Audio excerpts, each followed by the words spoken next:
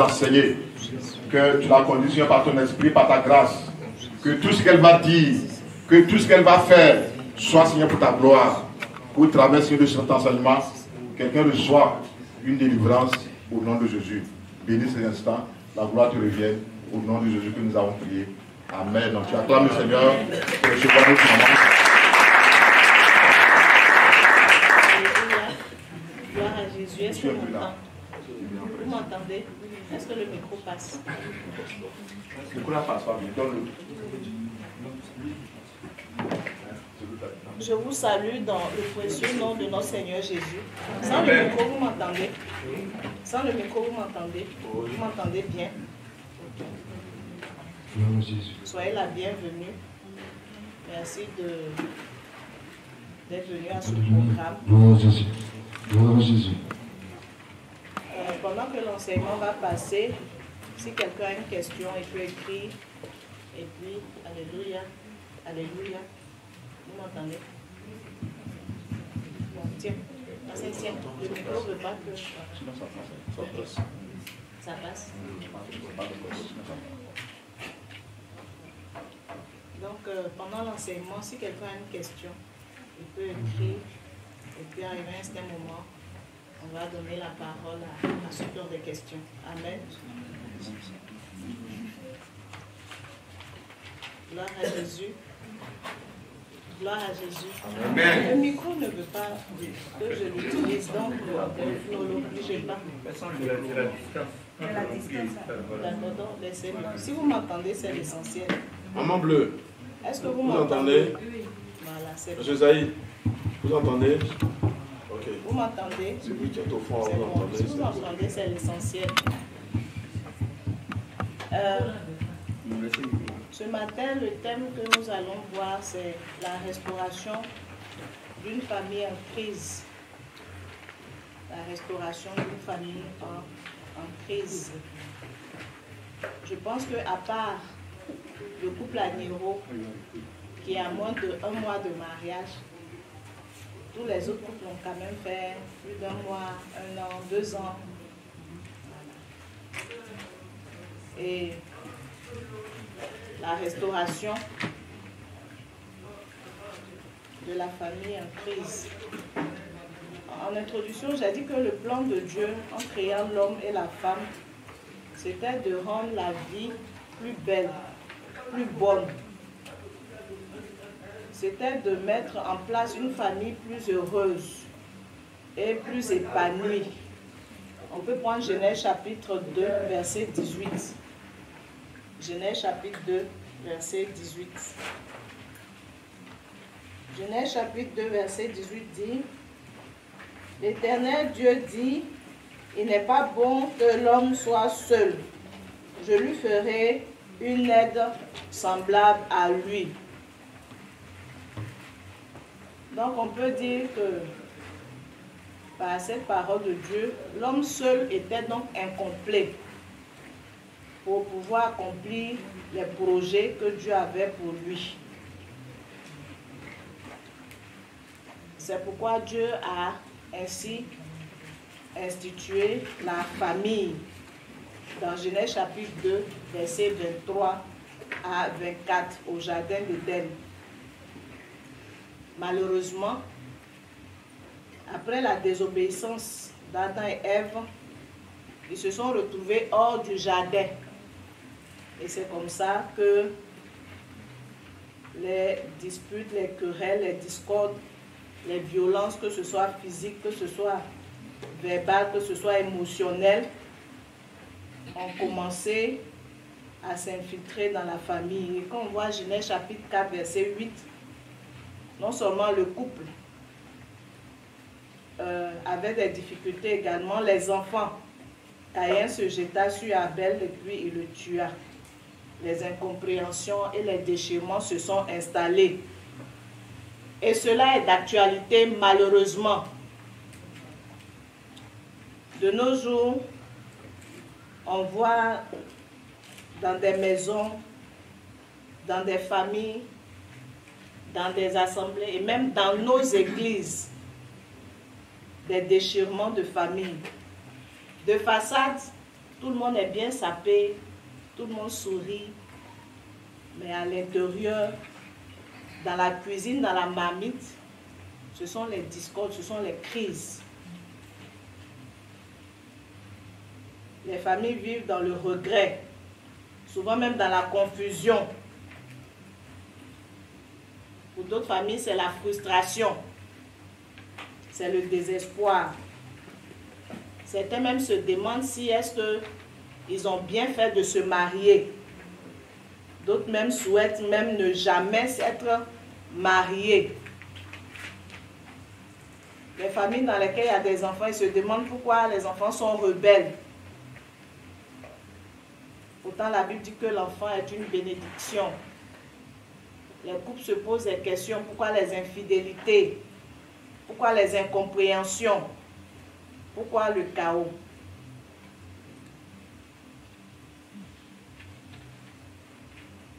Le Seigneur nous rassure ce matin. Il dit que c'est lui qui peut restaurer ce qui est brisé. C'est lui qui peut envoyer le couple qui est en phase de crise à une restauration véritable. C'est lui qui peut envoyer la famille qui est dans le chaos, dans la libération. C'est le Seigneur Jésus, ceux qui répare de façon excellente. Mais avant d'arriver à la réparation, on va se poser quelques questions. À votre avis, qu'est-ce qui favorise les crises dans les familles, entre époux et épouses, entre parents et enfants? La question est posée. Qu'est-ce qui favorise les crises, les mésententes, les querelles dans les familles? C'est une question, oui, Barnabas? Je crois que c'est l'incompréhension. L'incompréhension, oui. Oui, oui. Le manque de communication. Le manque de communication, merci. Oui. Il n'y a plus de main. Oui, Madame de Béni. L'orgueil. L'orgueil, oui, merci. Oui, Diacre. Les soumissions. Les soumissions, merci. Oui, Le manque de sagesse aussi. le manque de sagesse, merci.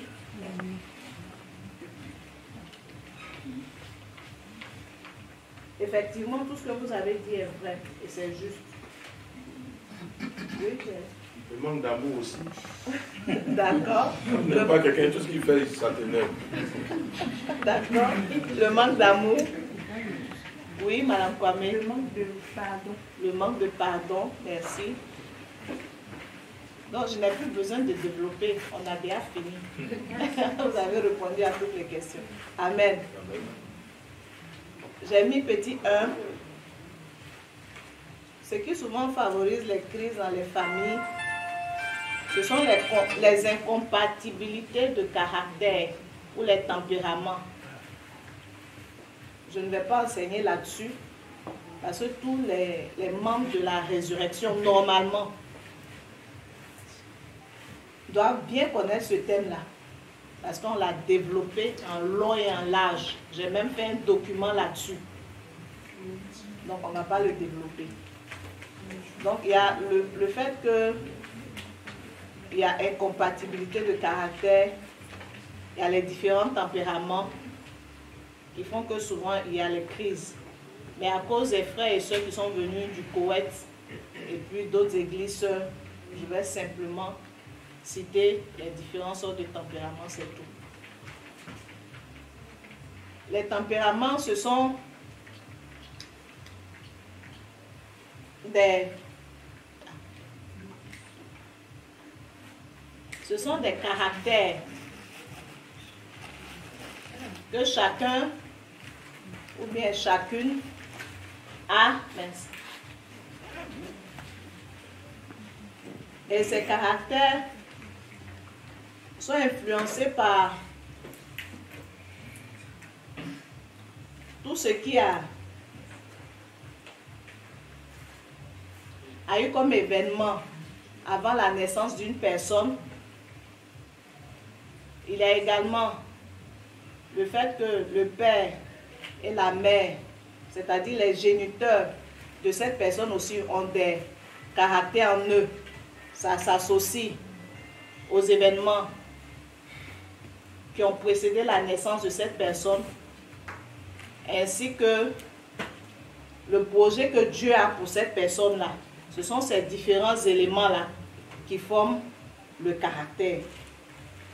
Et on a différentes sortes de caractères ou de tempéraments, si vous voulez.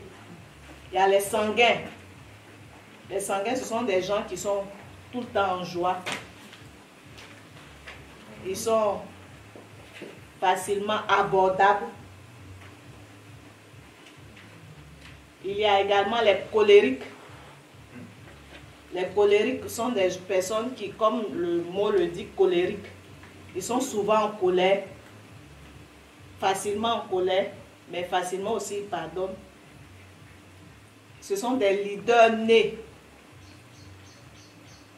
Il y a les mélancoliques. Ils sont d'un caractère fluctueux, c'est-à-dire il peut être triste en même temps, quelques heures après ou bien quelques jours après, il peut être très en joie. Et puis enfin, il y a les flegmatiques qui, eux, ils peuvent vivre avec tout le monde parce que la plupart du temps, pour même placer un seul mot, il est très difficile pour eux. Mais ce sont aussi des personnes qui, lorsque elles sont dans un domaine, elles sont vraiment qualifiées dans ce domaine. Alléluia. J'ai résumé un peu comme ça. Et dans ces différents tempéraments, il y a des défauts comme il y a des qualités. Amen.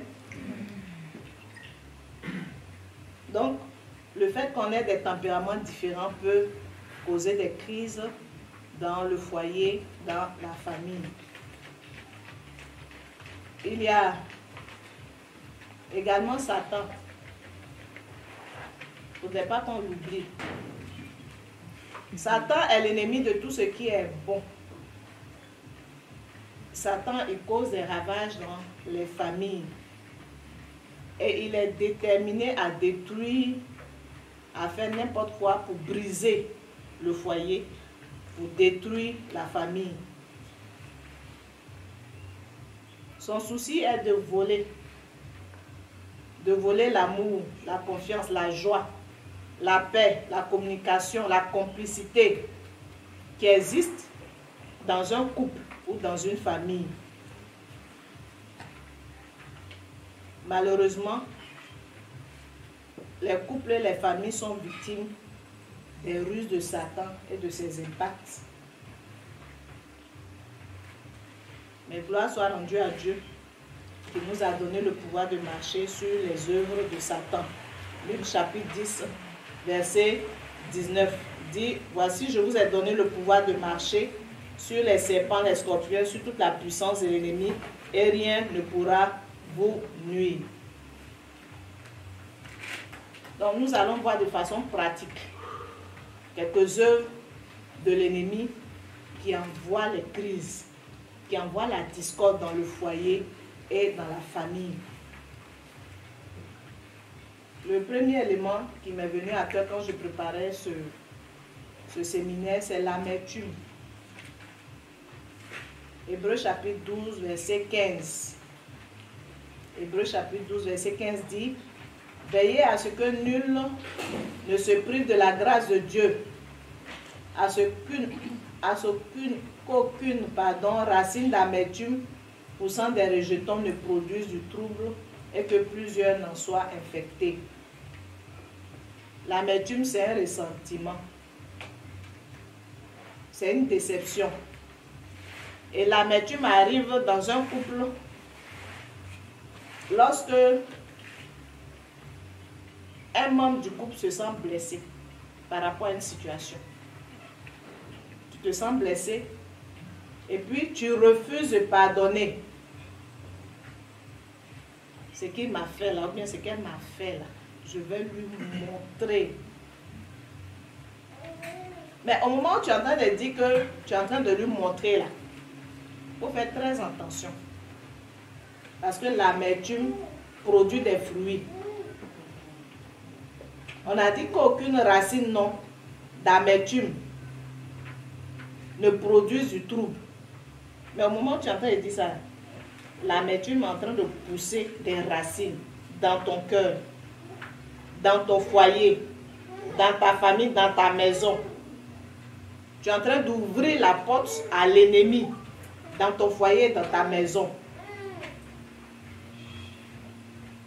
Si tu ne traites pas cela, si tu ne décides pas de pardonner, tu es en train d'aider le diable à travailler dans ton couple et puis dans ta famille. Et souvent, l'amertume fait que quand madame est au salon, monsieur s'en va dans la chambre. Quand tu vois ces signes-là, c'est que tu n'as pas encore pardonné. Quand il y a les visiteurs, là on fait semblant. On sait si bien le faire. On cause, on rit. Mais dès que le visiteur dit au revoir, chacun va de son côté. Ou bien quand tu arrives, madame est sur son téléphone, monsieur à la télévision. Attention. D'après un serviteur de Dieu, il faut chasser le diable le plus rapidement possible. Sinon, il va non seulement te tourmenter, il va tourmenter ton foyer, et il va tourmenter tes enfants. Matthieu chapitre 18, du verset 23 au verset 35. Ça parle d'un serviteur qui devait 10 000 talents à son maître. Et ce serviteur-là a supplié son maître jusqu'à ce que celui-ci le laisse aller et lui remette sa dette. Mais ce même serviteur-là, lui, à son tour, il a vu un de ses compagnons qui lui devait aussi 100 deniers. Mais lui, il dit non. Il ne lui pardonne pas. Et puis, il prend son compagnon, là, il s'en va l'emprisonner. Quand le maître a été informé, il s'est mis en colère. Et puis, il a mis le serviteur de Dieu, pour ne pas dire son serviteur impitoyable, là, en prison. Donc, si tu laisses l'amertume pousser en toi, cela va mettre Dieu en colère contre toi. Et si Dieu est en colère contre toi, tu es la proie du diable.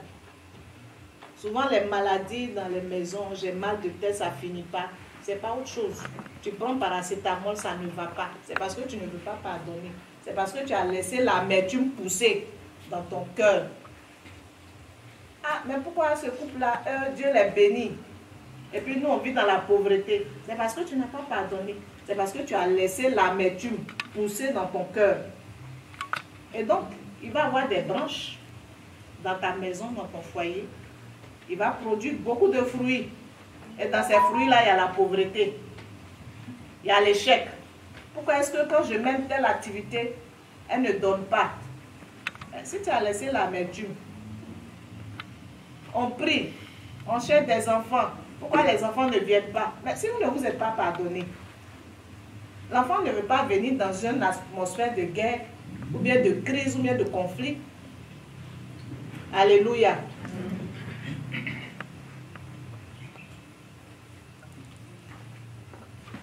J'ai l'habitude de dire qu'il y a certaines personnes chez qui le mot pardon n'existe pas. Il y a certaines personnes, on ne leur a pas appris à demander pardon. Donc si tu vis avec une femme, ou bien tu vis avec un homme à qui on n'a pas appris cela, il ne viendra pas te demander pardon, ou bien il ne viendra pas te demander pardon. Mais c'est à toi-même d'aller devant le Seigneur et puis de dire au Seigneur, je lui pardonne. Je pardonne à mon épouse ou je pardonne à mon époux. Pour ne pas que l'amertume te détruise ton foyer, détruise tes enfants. Matthieu 6, verset 12 dit, Matthieu 6, verset 12.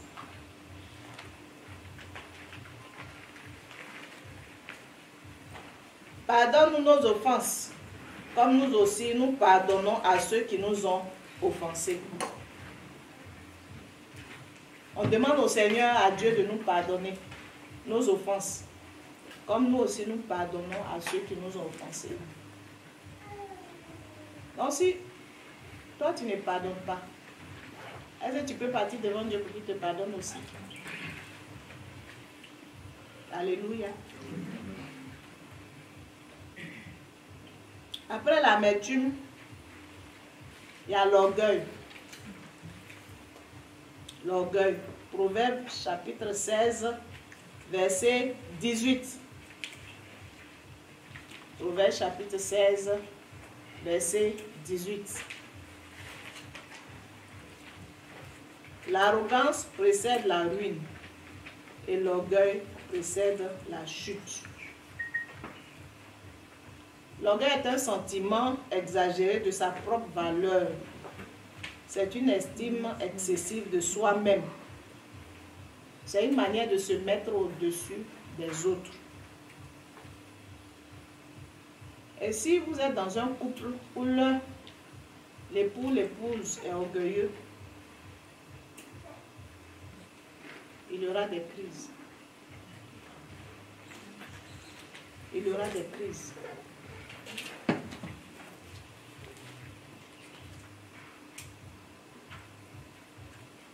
Si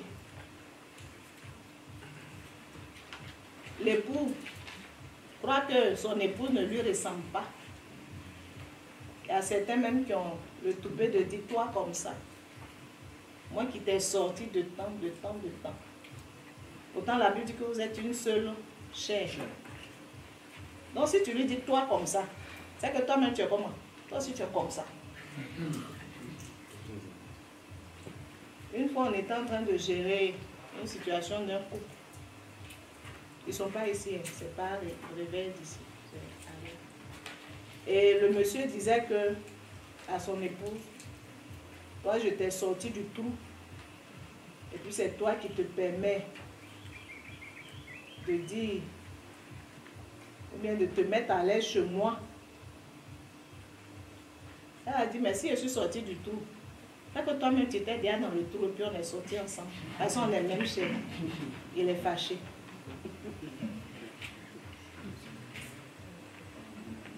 Si ton épouse n'est pas aussi instruite que toi, et à l'écoute du soir, amène-la à être instruite. L'orgueil mène à la chute. Ésaïe 14, 12 à 15.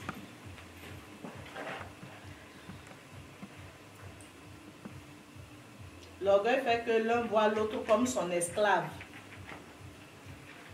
et non son vis-à-vis. C'est l'orgueil que Dieu a trouvé en Satan et puis il a précipité dans le séjour des morts. Donc l'orgueil dans le foyer, il est très subtil, mais il est très dangereux. Si tu dormais, réveille-toi. Toi qui te considères comme le maître ou bien la maîtresse incontestée et incontestable, et réveille-toi d'humilité. Sinon, toi-même, tu es en train de détruire à petit feu ton foyer et ta famille. Alléluia. Je crois que le verset qu'on a lu a parlé aussi de l'arrogance. Excusez-moi.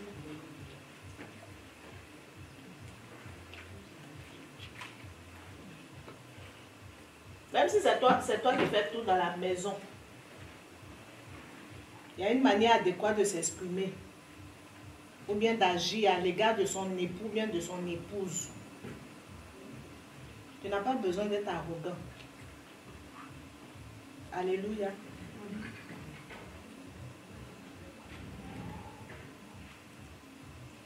Proverbe 15, 33 dit que l'humilité précède la gloire. On a également les mauvaises compagnies qui créent des crises dans les foyers, dans les familles.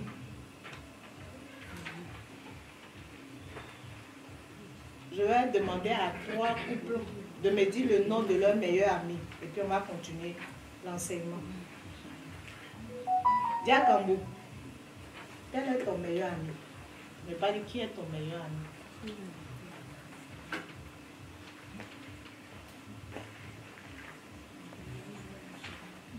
Responsable n'est pas. Qui est ton meilleur ami? Responsable Barnabas, qui est ton meilleur ami? Mon meilleur ami, c'est Jésus-Christ.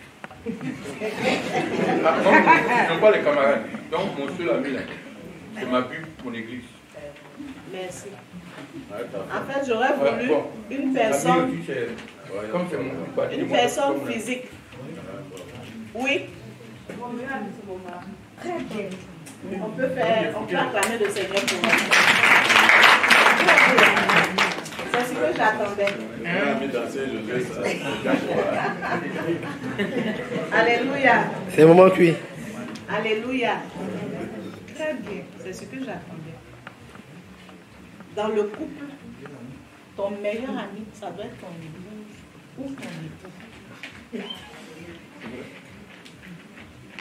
Des épouses qui ont des copines, comment vous appelez ça? CP. CP. C'est quoi pour moi? Ce sont mes filles là qui m'ont appris ça. Je ne sais même pas ce que ça veut dire. Hein? Meilleure copine. Ah. Voilà. Ou des époux qui ont des meilleurs amis. Ta meilleure amie, ça doit être ton épouse.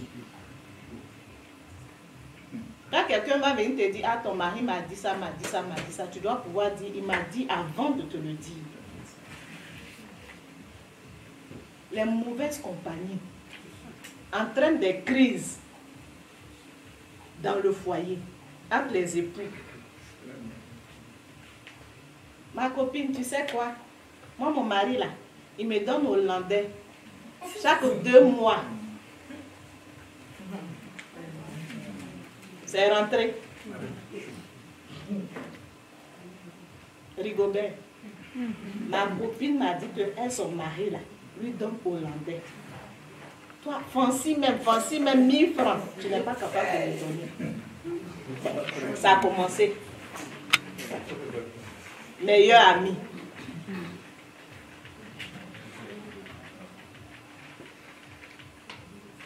Ton meilleur ami. Moi, je suis chrétienne, c'est vrai. Mais j'ai ma petite là-bas. Quand je vais en voyage, quand je vois là, elle m'accompagne quoi. C'est vrai que je respecte ma femme. Non, je respecte ma femme même. Mes enfants, ils sont la prunelle de mes yeux. Mais j'ai ma petite. C'est un meilleur ami qui dit ça à son ami. Et qu'est-ce que cet ami va faire? Il va faire la même chose. Il va copier. Alléluia. Alléluia.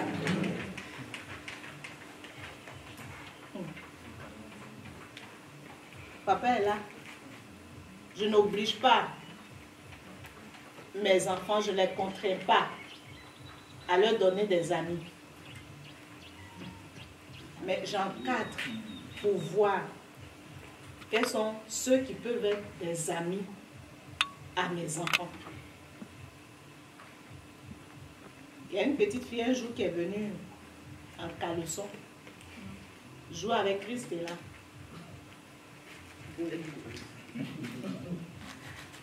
Elle a l'âge de Christella et puis elle est bien en forme comme Christella. Quand je l'ai vue, je l'ai appelée. Je lui ai dit, si tu ne changes pas ta manière de t'habiller, tu ne vas plus jamais venir jouer avec Christella. Parce que Christella même quand elle est dans la douche, que moi je vais rentrer là, elle se cache derrière la porte. À son âge, à 8 ans, 9 ans, elle se cache derrière la porte. Elle me dit, maman, je pousse là-bas, elle dit non maman. À plus forte raison, tu vas te mettre à leçon pour venir jouer avec ma fille. Alléluia. Alléluia.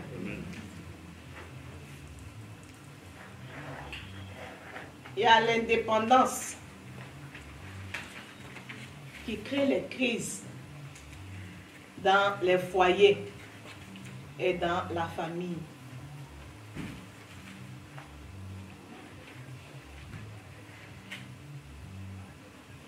Bonne arrivée au nouveau marié.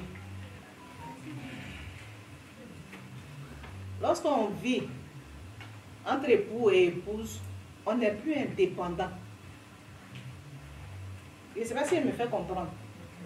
On dépend.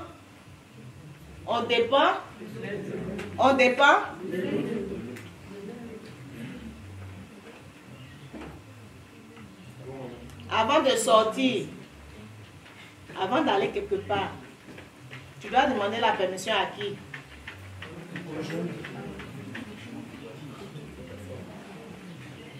Si tu dois demander un service à quelqu'un, tu dois demander la permission à qui d'abord?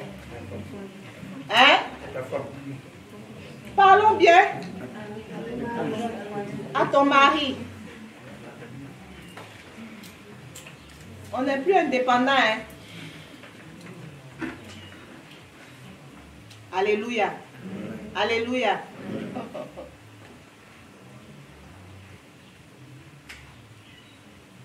Il y a des hommes qui vont en voyage sans que leur épouse ne soit informée. Mon ami, tu n'es plus indépendant. Frère, tu n'es plus indépendant. C'est vrai que tu es le chef, mais tu n'es plus indépendant. Tu as pris enfant des gens. Quand on ne va pas te voir à ça, on va poser la question d'abord. Tu es chef, c'est vrai, le chef n'est pas un chiffon, mais tu n'es plus indépendant. Amen. Gloire à Jésus. Amen.